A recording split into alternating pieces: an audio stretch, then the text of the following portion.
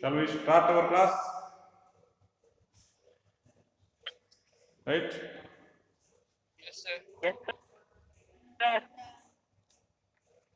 Are all of you having textbooks?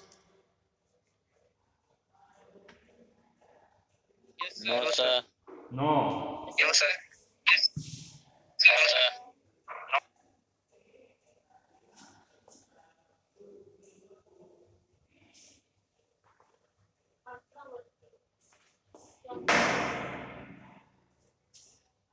Okay.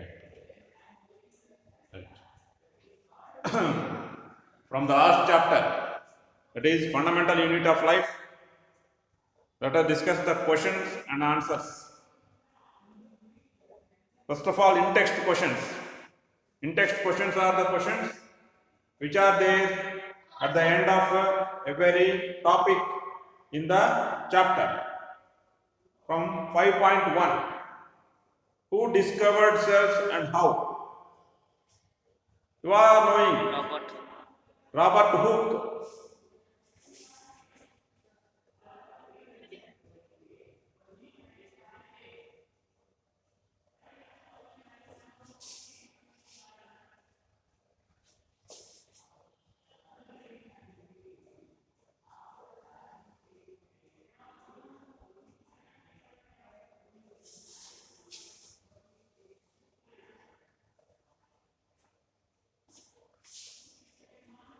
Robert Hooke discovered the cells in the year 1665. He discovered the cells in the year 1665 from Cork. Using what? Using a primitive microscope. Using primitive microscope, which has been made by him itself. Okay, that is self-designed microscope. Later, in the year 1674, Anton von Leeuwenhoek. Anton von Leeuwenhoek.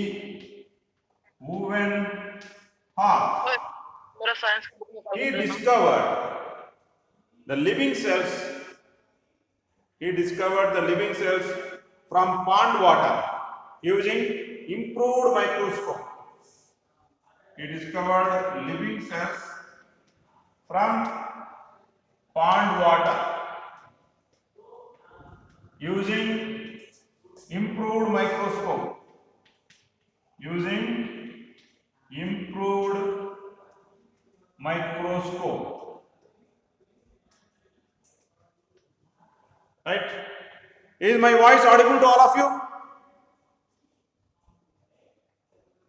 Yes, sir. Sir. But your voice is not audible to me correctly. It's okay. If my voice is clear to you, it's enough for today. Tomorrow I will learn some more settings. Okay. I may make out your voices also. Right? Is the board clear to you, all of you? Yes, sir. Yes, sir. Yes, sir. So please make notes then.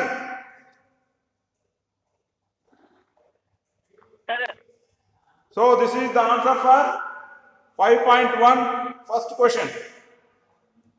Have all of you noted it?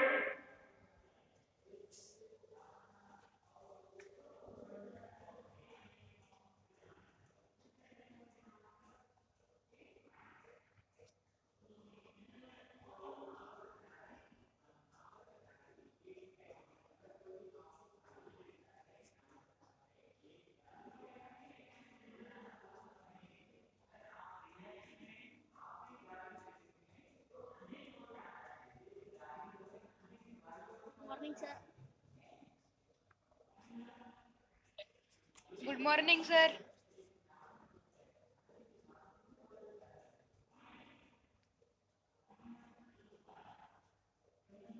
Hope you have completed it. Right?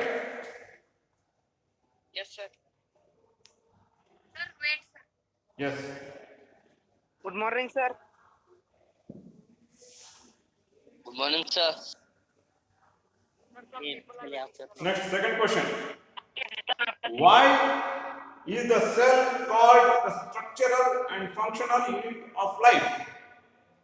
Because each living cell has the capacity to perform certain basic functions, which are the major characteristics of a complete living organism. So, cell is called the structural and functional unit of life.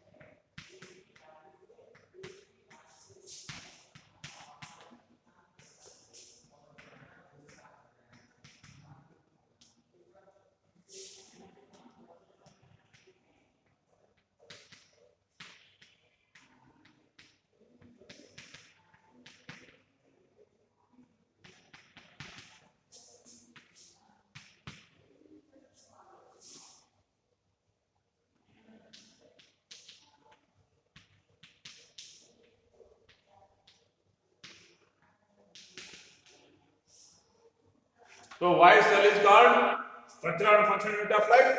Because each living cell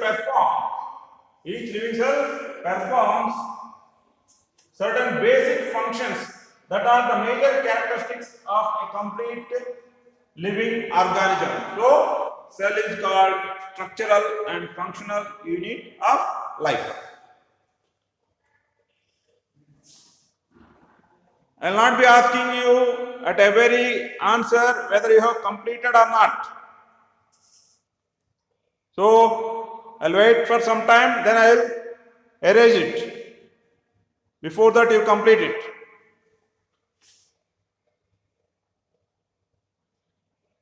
Next, from 5.2.1. How do substances like carbon dioxide and water move in and out of the cell? Discuss.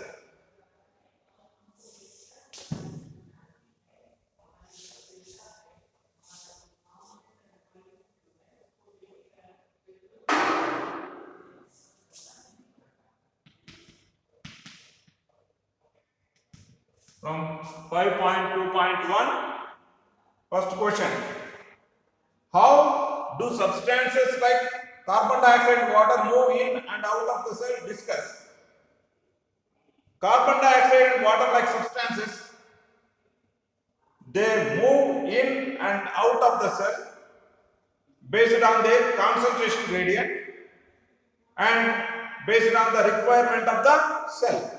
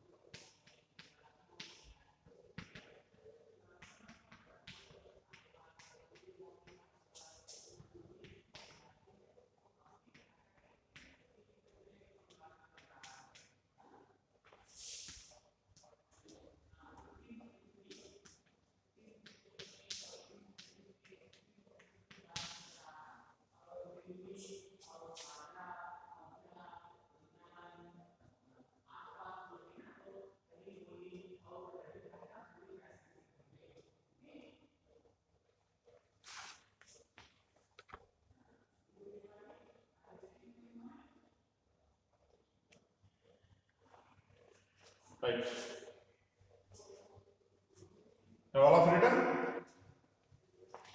Is that clear to all of you? Yes, sir. Yes, sir. Okay, okay. Right. Thank you. Thank you. Yes, sir. Completed? Have all of you written? Yes, sir. Next, in 5.2.1, second question. Why is the plasma membrane called a selectively permeable membrane? Why is the plasma membrane called a selectively permeable membrane? Plasma membrane allows or permits the entry and exit of some materials in and out of the cell in a selective manner, and plasma membrane prevents the movement of some other materials. So, plasma membrane is called a selectively permeable membrane. As plasma membrane allows or permits the entry and exit of some materials in and out of the cell in a selective manner, and as plasma membrane prevents the movement of some other materials in a selective manner, it is known as selectively permeable membrane.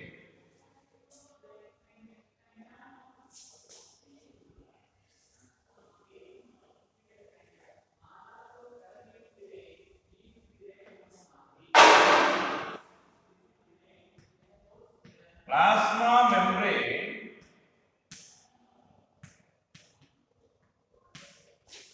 allows the entry and exit of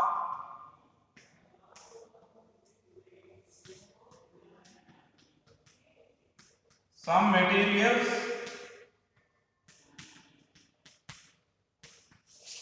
and prevents some other material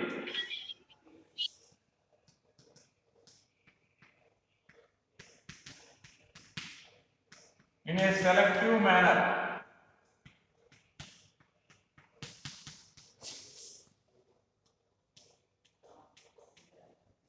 So, plasma membrane is called a selectively permeable membrane.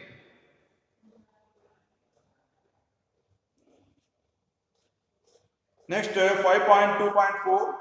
Fill in the gaps in the following table illustrating differences between prokaryote and eukaryotic cells. Okay. Prokaryotic cells, their size is generally small, which is of around 1 to 10 micrometer in size, whereas eukaryotic cells size is generally large, which is of 5 to 100 micrometer. Nuclear region in prokaryotic cell is poorly defined, and absence of a nuclear membrane is, and so it is known as nuclei.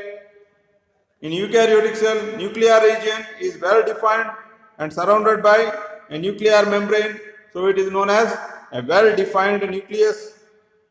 In prokaryotic cells, generally chromosome is only one, a single. In eukaryotic cell, more than one chromosome are present.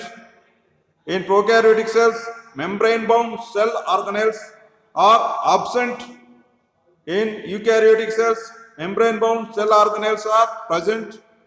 In prokaryotic cell, there are 70S ribosomes. In eukaryotic cell, there are 80S ribosomes. Okay. So, this is about 5.2.4.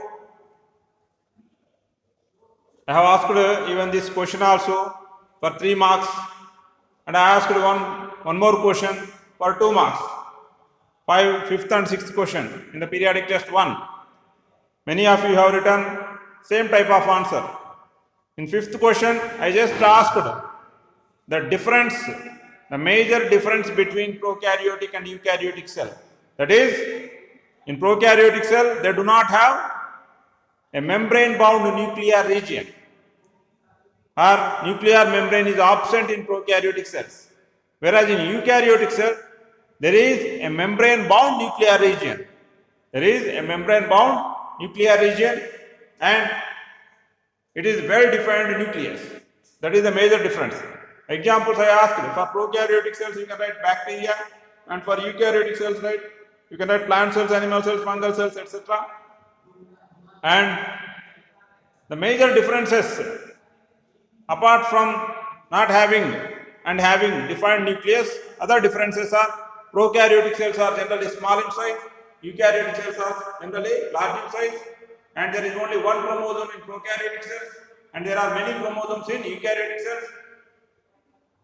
And ribosomes are of 70S type in prokaryotic cells, whereas 80S type in eukaryotic cells.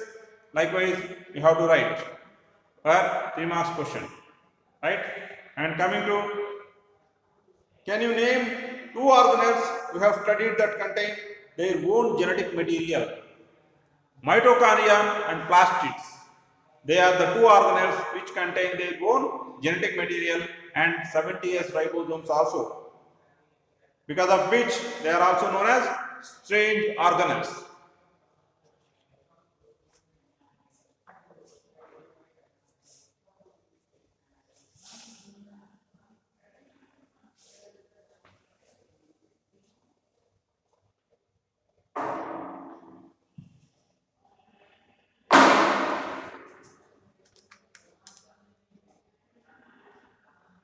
So 5.2.5.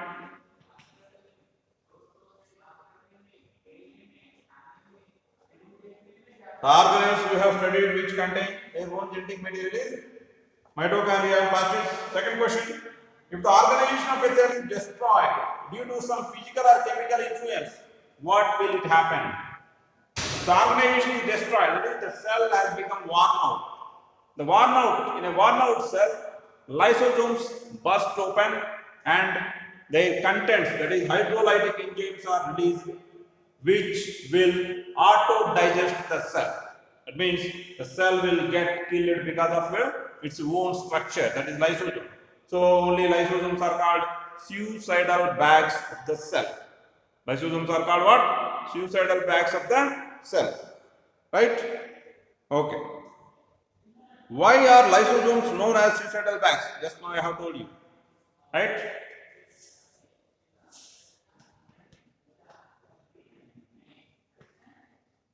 In a damaged cell, lysosomes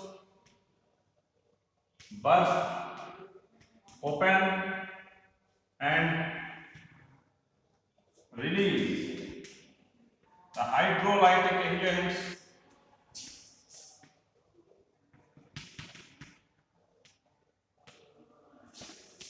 that digest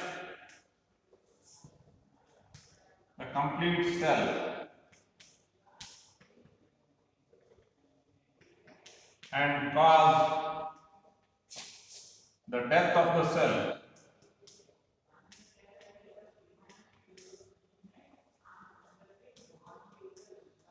So only lysosomes are called suicidal bags of the cell. Next, with this, the in-text questions are completed. Now coming to chapter and exercises. First one, make a comparison between write down the ways in which plant cells are different from animal cells. Animal cell, they do not contain cell wall. From outside to inside, if you observe, animal cells do not contain cell wall, whereas plant cells do contain cell wall. Plastids, they are absent in animal cells, they are present in plant cells. And comparison wise, if you take, plasma membrane is present in both plant cells as well as animal cells. Mitochondria are present both in plant cells as well as animal cells. Endoplasmic reticulum, lysosomes, Golgi apparatus, they are present in both cells. And vacuoles are small sized and generally more than one in animal cells, whereas they are generally larger and generally only one in plant cells. In animal cells, because the vacuoles are small in size and they are scattered inside the cytoplasm, generally nucleus is centrally located, whereas in a fully matured plant cell, the vacuole occupies more than 50 to 90% of the space, so the nucleus is pushed to some side. So totally there are 4 differences, and three similar things between plant and animal cells. What are the four differences? Not having cell wall, not having plastids, not having what's it? Single vacuole, right? Okay, better to compare these things separately. They do not, animal cells do not have cell wall. They do not have plastids. Plant cells have cell wall and plant cells have plastids. And coming to vacuole, vacuoles are small in size and more than generally one in number in an animal cell. And in plant cells, vacuoles are generally bigger in size and generally they are only one. And because the position of vacuole, the nucleus is pushed to some side in plant cell, whereas nucleus is located in center in the animal cell. And presence of plasma membrane, presence of mitochondria, endoplasmic reticulum, Golgi complex, all these things are similar in the case of animal cells with plant cells. Coming to how is a prokaryotic cell different from eukaryotic cell? Just now we have discussed. Okay. Third question. What would it happen if the plasma membrane ruptures or breaks down?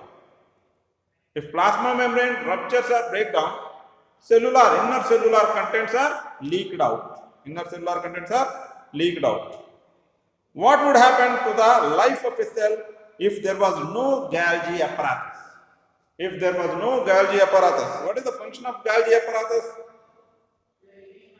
The naive or newly synthesized biological molecules, that is proteins, lipids, carbohydrates, etc. They need certain necessary modifications to become functional. These necessary modifications, they take place only in Golgi apparatus. So if there is no Golgi apparatus, then most of the biological molecules cannot become functional because they do not get necessary modifications. Then most of the chemical activities of the cell will be stopped and cell cannot function and survive properly. So the question is asking about what would happen to the life of a cell if there was no Golgi apparatus. If there was no Golgi apparatus, the necessary modifications required to the biological molecules will not be taking place, which will make the biological molecules to remain non-functional.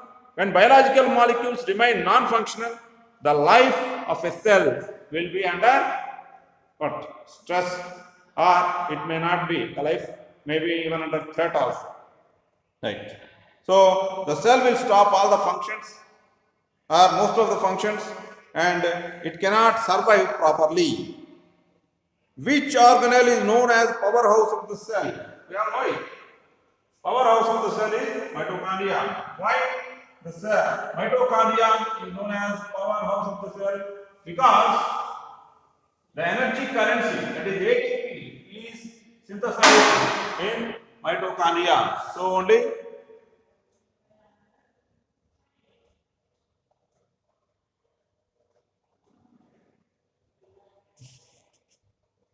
mitochondria is known as the powerhouse of the cell. Where do the lipids and proteins constituting the cell membrane get synthesized? Where do the lipids and proteins constituting the cell membrane get synthesized? On smooth endoplasmic reticulum and rough endoplasmic reticulum. On smooth endoplasmic reticulum, lipids are synthesized, and on rough endoplasmic reticulum, proteins are synthesized. How does an amoeba obtain its food? Amoeba obtains its food by using pseudopodia. Amoeba obtains its food using pseudopodia.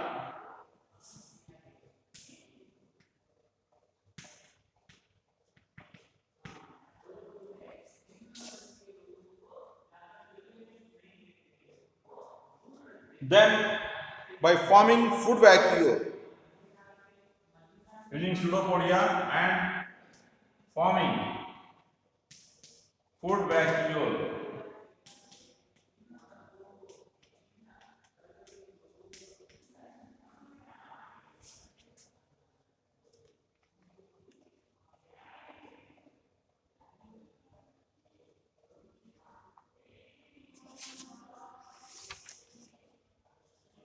What is osmosis? Diffusion of water is called osmosis. Carry out the following osmosis experiment. Take a peeled potato halves and squeeze each one out to make potato cups. One of these potato cups should be made from a boiled potato. Put each potato cup in a trough containing water. Now, keep cup A empty. Keep 1 teaspoonful sugar in cup B. Put 1 teaspoonful salt in cup C. Put 1 teaspoon sugar in the boiled cup D. Keep those for 2 hours, then observe the 4 potato cups and answer the following.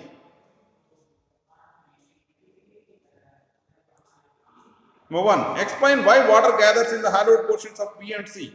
Because in B and C you have added salt and sugar. So hypertonic condition is taking place in them. So water is gathered. Why is potato A necessary for this experiment? To have a control for us. Because you have kept cup A empty. Neither hypotonic nor hypertonic. So nothing will happen. Why water does not gather in the hollowed out portions of A and D? Because A is controlled, no water will be gathering. In D, even though you are making hypertonic condition, since you have made that cup using boiled potato, you will not get osmosis in that because dead cells do not observe osmosis. Which type of cell division is required for growth and repair of body, and which type of cell division is involved in formation of gametes? Mitosis is required for growth and repair of body, and meiosis is required in the formation of gametes. Mitosis is the cell division that is required for growth and repair of body, and meiosis is required in the formation of gametes. With this, fundamental unit of life chapter is completely completed. Next, we will proceed with tissues chapter. Okay. Starting from next class onwards. Today we have started our class little early. I have just kept on your WebEx. Okay. So it has taken more time. This meeting will end up soon. Right? So let us meet tomorrow.